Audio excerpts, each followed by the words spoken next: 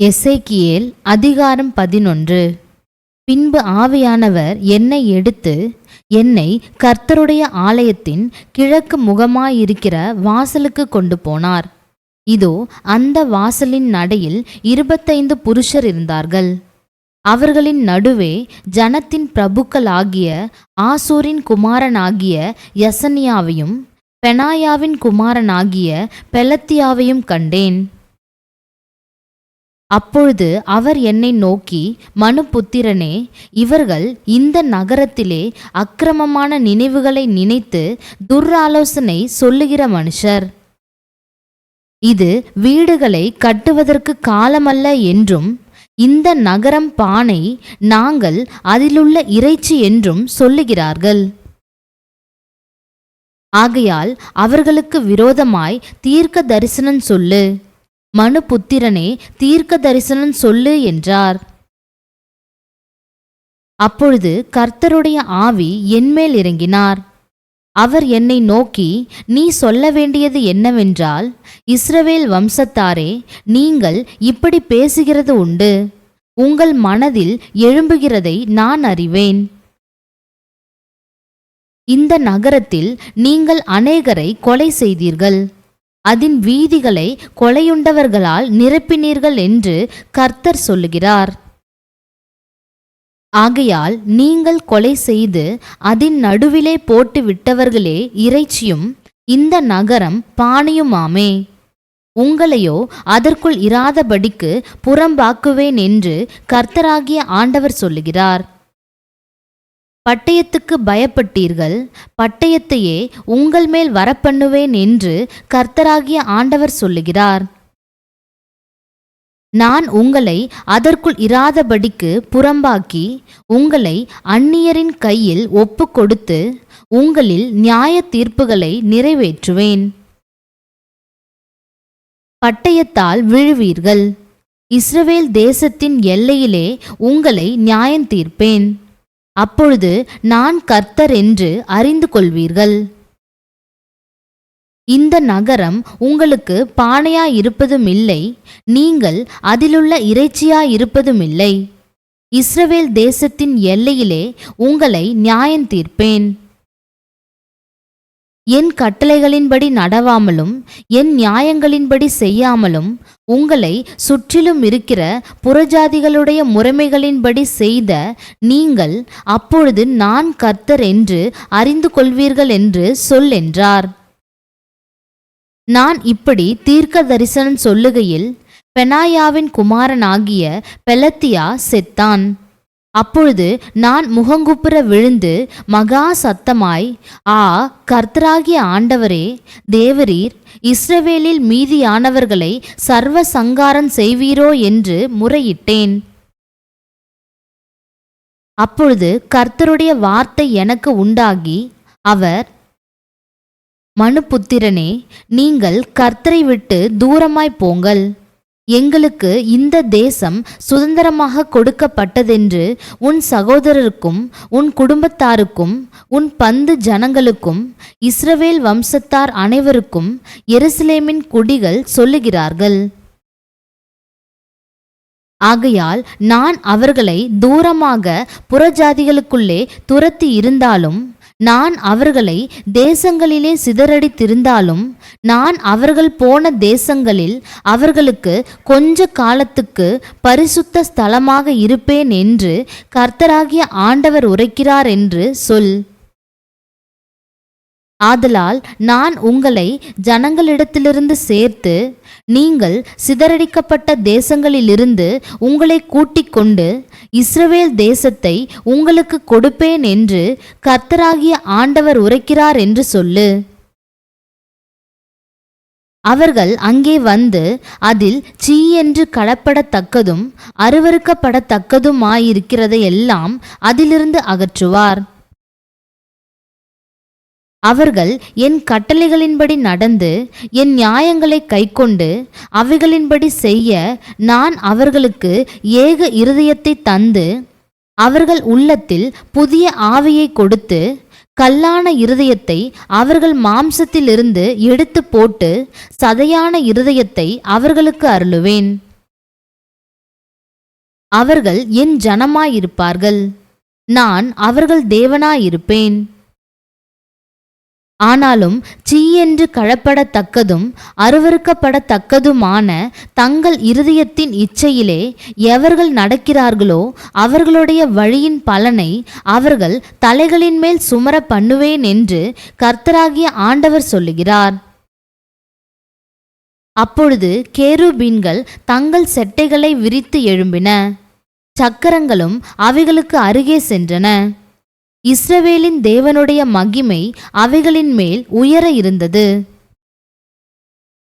கர்த்தருடைய மகிமை நகரத்தின் நடுவிலிருந்தெழும்பி நகரத்துக்கு கிழக்கே இருக்கிற மலையின் மேல் போய் நின்றது.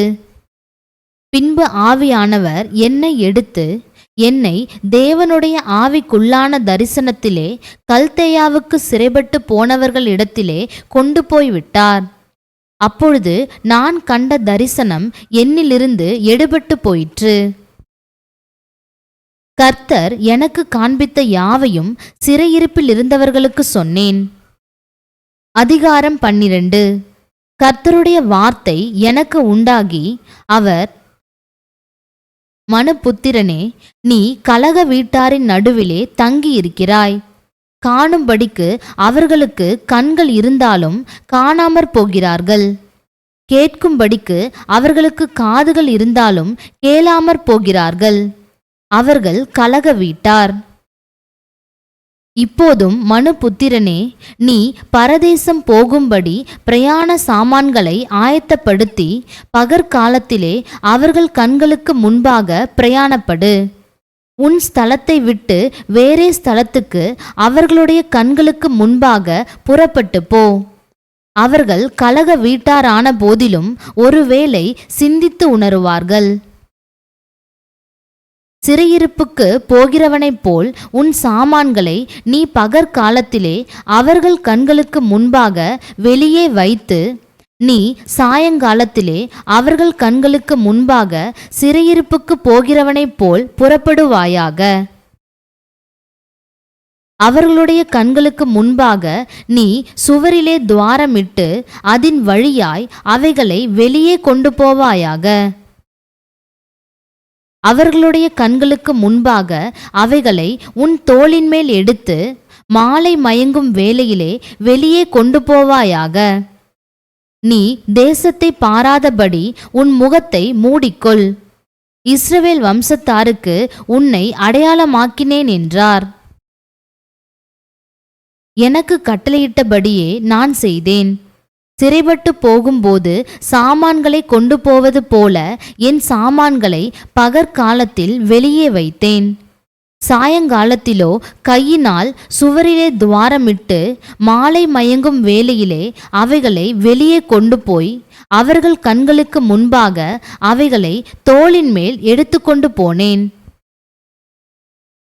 விடியற் காலத்திலே கர்த்தருடைய வார்த்தை எனக்கு உண்டாகி, அவர், மனுபுத்திரனே, கலக வீட்டாராகிய இஸ்ரவேல் வம்சத்தார் உன்னை பார்த்து நீ செய்கிறது என்னவென்று உன்னை கேட்டார்கள் அல்லவா?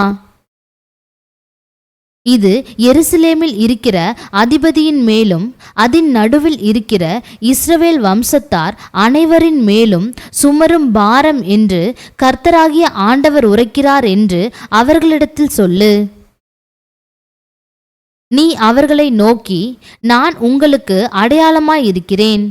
நான் செய்வது எப்படியோ அப்படியே அவர்களுக்கும் செய்யப்படும். சிறைப்பட்டு பரதேசம் போவார்கள். அவர்கள் நடுவில் இருக்கிற அதிபதி மாலை மயங்கும் போது தோளின் மேல் சுமை சுமந்து புறப்படுவான். வெளியே சுமை கொண்டு போக சுவரிலே துவாரமிடுவார்கள். கண்ணினாலே அவன் தன் தேசத்தை காணாதபடி தன் முகத்தை மூடிக்கொள்வான். நான் என் வலையை அவன் மேல் வீசுவேன். அவன் என் கண்ணியிலே பிடிபடுவான். அவனை கல்தேயர் தேசமாகிய பாபிலோனுக்கு கொண்டு போவேன். அங்கே அவன் சாவான், ஆகிலும் அதை காணமாட்டான். அவனுக்கு உதவியாக அவனை சுற்றிலும் இருக்கிற யாவரையும் அவனுடைய எல்லா இராணுவங்களையும் நான் சகல திசைகளிலும் தூற்றி அவர்கள் பின்னே பட்டயத்தை உருவுவேன். அப்படி நான் அவர்களை ஜாதிகளுக்குள்ளே தூற்றி அவர்களை தேசங்களிலே சிதறடிக்கும் போது நான் கர்த்தர் என்று அறிந்து கொள்வார்கள்.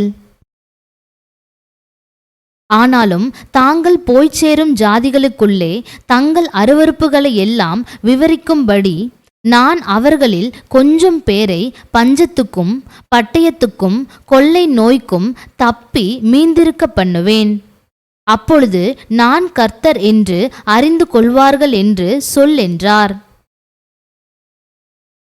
பின்னும் கர்த்தருடைய வார்த்தை எனக்கு உண்டாகி, அவர், மனுபுத்திரனே, நீ உன் அப்பத்தை நடுக்கத்தோடே புசித்து உன் தண்ணீரை தத்தளிப்போடும் விசாரத்தோடும் குடித்து தேசத்திலுள்ள ஜனங்களை நோக்கி, இஸ்ரவேல் தேசத்திலுள்ள எருசலேமின் குடிகளை குறித்து கர்த்தராகிய ஆண்டவர் சொல்லுகிறது என்னவென்றால், தங்கள் அப்பத்தை விசாரத்தோடே புசித்து தங்கள் தண்ணீரை திகிலோடே குடிப்பார்கள். அவர்களுடைய தேசத்து குடிகளுடைய கொடுமைகளின் நிமித்தம் அதிலுள்ளதெல்லாம் அழிய அது பாழாகும். குடியேறி இருக்கிற பட்டணங்கள் வனாந்தரங்களாகி தேசம் பாழாய்ப்போகும். அப்பொழுது நான் கர்த்தர் என்று அறிந்து கொள்வீர்கள் என்று சொல் என்றார். பின்னும் கர்த்தருடைய வார்த்தை எனக்கு உண்டாகி, அவர், மனுபுத்திரனே, நாட்கள் நீடிக்கும், தரிசனம் எல்லாம் அவமாகும் என்று இஸ்ரவேல் தேசத்திலே வழங்கும் பழமொழி என்ன? ஆகையால் நீ அவர்களை நோக்கி, கர்த்தராகிய ஆண்டவர் உரைக்கிறது என்னவென்றால், அவர்கள் இனி இஸ்ரவேலிலே இந்த பழமொழியை சொல்லி வராதபடிக்கு நான் அதை ஒழிய பண்ணுவேன். நாட்களும் எல்லா தரிசனத்தின் பொருளும் சமீபித்து வந்தன என்று அவர்களோடே சொல்லு. இஸ்ரவேல் வம்சத்தாரின் நடுவில் இனி சகல கள்ள தரிசனமும் முகஸ்துதியான குறி சொல்லுதலும் இராமற் போகும். நான் கர்த்தர், நான் சொல்லுவேன். நான் சொல்லும் வார்த்தை நிறைவேறும், இனி தாமதியாது. கலக வீட்டாரே, உங்கள் நாட்களிலே நான் வார்த்தையை சொல்லுவேன், அதை நிறைவேறவும் பண்ணுவேன் என்று கர்த்தராகிய ஆண்டவர் உரைக்கிறார் என்று சொல் என்றார். பின்னும் கர்த்தருடைய வார்த்தை எனக்கு உண்டாகி, அவர், மனுபுத்திரனே, இதோ இஸ்ரவேல் வம்சத்தார், இவன் காண்கிற தரிசனம் நிறைவேற அநேக நாள் செல்லும். தூரமாயிருக்கிற காலங்களை குறித்து இவன் தீர்க்க தரிசனம் சொல்லுகிறான் என்கிறார்கள். ஆகையால் என் வார்த்தைகளில் ஒன்றாகிலும் இனி தாமதிப்பதில்லை என்று கர்த்தராகிய ஆண்டவர் உரைக்கிறார். நான் சொன்ன வார்த்தை நிறைவேறும் என்று கர்த்தராகிய ஆண்டவர் உரைக்கிறார் என்று அவர்களோடே சொல் என்றார். அதிகாரம் 13. கர்த்தருடைய வார்த்தை எனக்கு உண்டாகி, அவர், மனுபுத்திரனே, தீர்க்க தரிசனம் சொல்லுகிற இஸ்ரவேலின் தீர்க்க தரிசிகளுக்கு விரோதமாக நீ தீர்க்க தரிசனம் உரைத்து தங்கள் இருதயத்தில் இருக்கிறதையே எடுத்து தீர்க்க தரிசனம் சொல்லுகிறவர்களோடே நீ சொல்ல வேண்டியது என்னவென்றால், கர்த்தருடைய வார்த்தையை கேளுங்கள். கர்த்தராகிய ஆண்டவர் உரைக்கிறதாவது, தாங்கள் ஒன்றும் தரிசியாதிருந்தும் தங்களுடைய ஆவியின் ஏவுதலை பின்பற்றுகிற மதிகெட்ட தீர்க்க தரிசிகளுக்கு ஐயோ! இஸ்ரவேலே, உன் தீர்க்க தரிசிகள் வனாந்தரங்களிலுள்ள நரிகளுக்கு ஒப்பாயிருக்கிறார்கள். நீங்கள் கர்த்தருடைய நாளிலே யுத்தத்தில் நிலை நிற்கும்படிக்கு திறப்புகளில் ஏறினதுமில்லை, இஸ்ரவேல் வம்சத்தாருக்காக சுவரை அடைத்ததுமில்லை. கர்த்தர் தங்களை அனுப்பாதிருந்தும் கர்த்தர் உரைத்தார் என்று சொல்லி அவர்கள் அபத்தத்தையும் பொய்க்குறியையும் தரிசித்து காரியத்தை நிர்வாகம் பண்ணலாம் என்று நம்பிக்கையாயிருக்கிறார்கள். நான் உரைக்காதிருந்தும் நீங்கள் கர்த்தர் உரைத்தார் என்று சொல்லும்போது அபத்தமான தரிசனையை தரிசித்து பொய்க்குறியை சொல்லுகிறீர்கள் அல்லவா? ஆகையால் கர்த்தராகிய ஆண்டவர் உரைக்கிறது என்னவென்றால், நீங்கள் அபத்தமானதை சொல்லி பொய்யானதை தரிசிக்கிறபடியினால் இதோ நான் உங்களுக்கு விரோதமானவர் என்று கர்த்தராகிய ஆண்டவர் சொல்லுகிறார். அபத்தமானதை தரிசித்து பொய்க்குறியை சொல்லுகிற தீர்க்க தரிசிகளுக்கு என் கை விரோதமாயிருக்கும். அவர்கள் என் ஜனத்தின் சங்கத்தில் இருப்பதுமில்லை, இஸ்ரவேல் வம்சத்தாரின் அட்டவணையில் எழுதப்படுவதுமில்லை, இஸ்ரவேல் தேசத்துக்குள் பிரவேசிப்பதுமில்லை. அப்பொழுது நான் கர்த்தராகிய ஆண்டவர் என்று அறிந்து கொள்வீர்கள். சமாதானம் இல்லாதிருந்தும் சமாதானம் என்று சொல்லி அவர்கள் என் ஜனத்தை மோசம் போக்குகிறார்கள். ஒருவன் மண் சுவரை வைக்கிறான், இதோ மற்றவர்கள் சாரமில்லாத சாந்தை அதற்கு பூசுகிறார்கள். சாரமில்லாத சாந்தை பூசுகிறவர்களை நோக்கி அது இடிந்து விழுமென்று சொல். வெள்ளமாக பெருகுகிற மழை பெய்யும், மகா கல்மழையே நீ சொரிவாய், கொடிய புசல் காற்றும் அதை பிளக்கும். இதோ சுவர் விழும்போது நீங்கள் பூசின பூச்சு எங்கே என்று சொல்வார்கள் அல்லவா? ஆகையால் என் உக்கிரத்திலே கொடிய புசல் காற்றை எழும்பி அடிக்க பண்ணுவேன். என் கோபத்திலே வெள்ளமாக அடிக்கிற மழையும் என் உக்கிரத்திலே நிர்மூலமாக்கத்தக்க பெருங்கல் மழையும் சொரியும் என்று கர்த்தராகிய ஆண்டவர் சொல்லுகிறார். அப்பொழுது நீங்கள் சாரமில்லாத சாந்தை பூசின சுவரை நான் இடித்து அதன் அஸ்திபாரம் திறந்து கிடக்கும்படி அதை தரையிலே விழப்பண்ணுவேன். உள்ளே இருக்கிற நீங்கள் நிர்மூலமாகும்படி அது விழும். அப்பொழுது நான் கர்த்தர் என்று அறிந்து கொள்வீர்கள். இப்படி சுவரிலும் அதற்கு சாரமில்லாத சாந்தை பூசினவர்களிலும் நான் என் உக்கிரத்தை தீர்த்து கொண்டு சுவரும் இல்லை, அதற்கு சாந்து பூசினவர்களும் இல்லை. எருசலேமை குறித்து தீர்க்க தரிசனம் சொல்லி சமாதானம் இல்லாதிருந்தும் சமாதானம் உண்டென்று தரிசனம் காண்கிற இஸ்ரவேலின் தீர்க்க தரிசிகள் இல்லாமற் போவார்கள் என்று உங்களுக்கு சொல்லுகிறேன் என்று கர்த்தராகிய ஆண்டவர் உரைக்கிறார். மனுபுத்திரனே, தங்களுடைய இருதயத்தில் இருக்கிறதையே எடுத்து தீர்க்க தரிசனம் சொல்லுகிற உன் ஜனத்தின் குமாரத்திகளுக்கு எதிராக உன் முகத்தை திருப்பி அவர்களுக்கு விரோதமாக தீர்க்க தரிசனம் உரைத்து சொல்ல வேண்டியது என்னவென்றால், ஆத்துமாக்களை வேட்டையாடும்படிக்கு சகல கைகளுக்கும் தழுவணைகளை தைத்து அந்தந்த வயதுள்ளவர்களுடைய தலைக்கும் தலையணைகளை உண்டு பண்ணுகிறவர்களுக்கு ஐயோ! நீங்கள் என் ஜனத்தின் ஆத்துமாக்களை வேட்டையாடி அவைகளை உங்களுக்கு உயிரோடே காப்பாற்றுவீர்களோ? சாகத்தகாத ஆத்துமாக்களை கொல்லுவதற்கும் உயிரோடே இருக்கத்தகாத ஆத்துமாக்களை உயிரோடே காப்பாற்றுவதற்குமாக நீங்கள் பொய்க்கு செவி கொடுக்கிற என் ஜனத்துக்கு பொய் சொல்லுகிறதினாலே சில சிரங்கை வார்கோதுமைக்காகவும் அப்பத்துண்டுகளுக்காகவும் என்னை என் ஜனத்துக்குள்ளே பரிசுத்த குலைச்சலாக்குவீர்களோ என்று கர்த்தராகிய ஆண்டவர் உரைக்கிறார். ஆகையால் கர்த்தராகிய ஆண்டவர் சொல்லுகிறது என்னவென்றால், இதோ நீங்கள் ஆத்துமாக்களை பறக்கடிக்கும்படி வேட்டையாடுகிற உங்கள் தழுவணைகளுக்கு விரோதமாக நான் வந்து அவைகளை உங்கள் புயங்களிலிருந்து பிடுங்கி கிழித்து நீங்கள் பறக்கடிக்க வேட்டையாடுகிற ஆத்துமாக்களை நான் விடுதலை பண்ணி உங்கள் தலையணைகளை கிழித்து என் ஜனத்தை உங்கள் கைகளுக்கு நீங்களாக்கி விடுவேன்.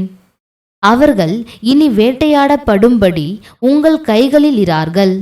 அப்பொழுது நான் கர்த்தர் என்று அறிந்து கொள்வீர்கள்.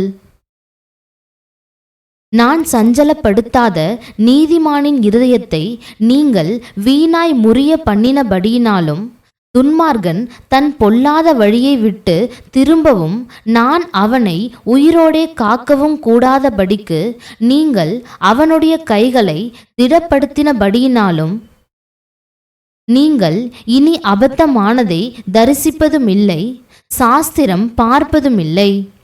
நான் என் ஜனத்தை உங்கள் கைகளுக்கு நீங்களாக்கி விடுவேன். அப்பொழுது நான் கர்த்தர் என்று அறிந்து கொள்வீர்கள் என்று சொல் என்றார். அதிகாரம் 14. இஸ்ரவேலுடைய மூப்பரில் சிலர் என்னிடத்தில் வந்து எனக்கு முன்பாக உட்கார்ந்தார்கள். அப்பொழுது கர்த்தருடைய வார்த்தை எனக்கு உண்டாகி, அவர், மனுபுத்திரனே, இந்த மனுஷர் தங்கள் நரகலான விக்கிரகங்களை தங்கள் இருதயத்தின் மேல் நாட்டி தங்கள் அக்கிரமமாகிய இடரலை தங்கள் முகத்துக்கு எதிராக வைத்து கொண்டிருக்கிறார்களே, இவர்கள் என்னிடத்தில் விசாரிக்கத்தகுமா? ஆகையால் நீ அவர்களோடே பேசி சொல்ல வேண்டியது என்னவென்றால், இஸ்ரவேல் வம்சத்தாரில் தன்னுடைய நரகலான விக்கிரகங்களை தன் இருதயத்தின் மேல் நாட்டி தன் அக்கிரமமாகிய இடரலை தன் முகத்துக்கு எதிராக வைத்து கொண்டிருக்கிற எவனாகிலும் தீர்க்க தரிசியினிடத்தில் வந்தால், கர்த்தராகிய நான் இஸ்ரவேல் வம்சத்தாருடைய இருதயத்தில் இருக்கிறதை பிடிக்கும்படியாக அப்படிப்பட்டவனுடைய நரகலான விக்கிரகங்களின் திரட்சிக்கு தக்கதாக உத்தரவு கொடுப்பேன்.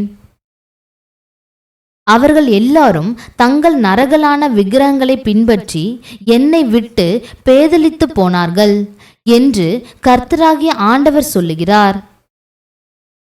ஆகையால் நீ இஸ்ரவேல் வம்சத்தாரை நோக்கி, திரும்புங்கள், உங்கள் நரகலான விக்கிரகங்களை விட்டு திரும்புங்கள், உங்கள் சகல அருவருப்புகளையும் விட்டு உங்கள் முகங்களை திருப்புங்கள் என்று கர்த்தராகிய ஆண்டவர் உரைக்கிறார்.